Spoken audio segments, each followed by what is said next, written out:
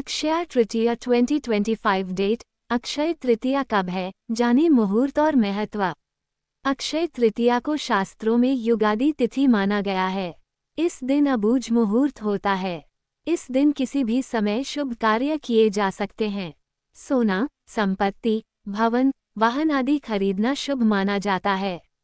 नया कार्य शुरू करना मंगलकारी होता है। इस दिन किए गए कार्यों का क्षय नहीं होता है, इसलिए इस दिन अच्छे कर्म करने चाहिए। अक्षय तृतीया कब है और इसका महत्व क्या है, विस्तार से जानिए। अक्षय तृतीया वैशाख मास के शुक्ल पक्ष की तृतीया तिथि को मनाई जाती है। मान्यता है कि अक्षय तृतीया के दिन किए गए दान पुण्य और अच्छा कार्यों का क्षय नहीं होता है। इस दिन माता लक्ष्मी की पूजा करने का महत्व है।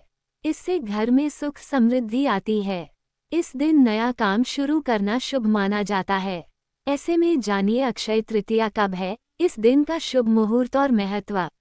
अक्षय तृतीया कब मनाई जाएगी? 29 अप्रैल को शाम 5:32 बजे से तृतीया तिथि शुरू होगी और 30 अप्रैल को दोपहर 2:13 बजे तक तृतीया तिथि रहेगी।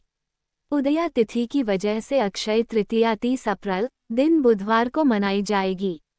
इस दिन अबूझ मुहूर्त होता है, इसलिए कोई भी काम कभी भी शुरू किया जा सकता है। सोना, संपत्ति या वाहन की खरीदारी की जा सकती है। शास्त्रों में इसे युगादि तिथि कहा गया है, यानी इस दिन युग की शुरुआत हुई थी, इसलिए इस दिन कोई मुहूर्त दोष नहीं माना जाता है। अक्षय तृतीया का मुहूर्त क्या है?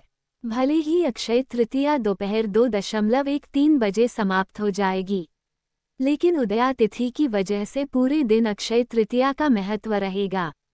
इस कारण आप पूरे दिन खरीदारी या नया काम शुरू कर सकते हैं, लेकिन दोपहर 2:13 बजे तक उत्तम मुहूर्त है। ऐसे में दोपहर 2:13 बजे से पहले 30 अप्रैल को धर्म कर्म, खरीदारी, दान पुण्य और नया काम शुरू करना सर्वोत्तम रहेगा। अक्षय तृतीया का महत्व। मान्यता है कि अक्षय तृतीया के दिन धरती पर गंगा का अवतरण हुआ था। इस दिन से सतयुग, द्वापर युग, त्रेतायुग की शुरुआत की गणना की जाती है।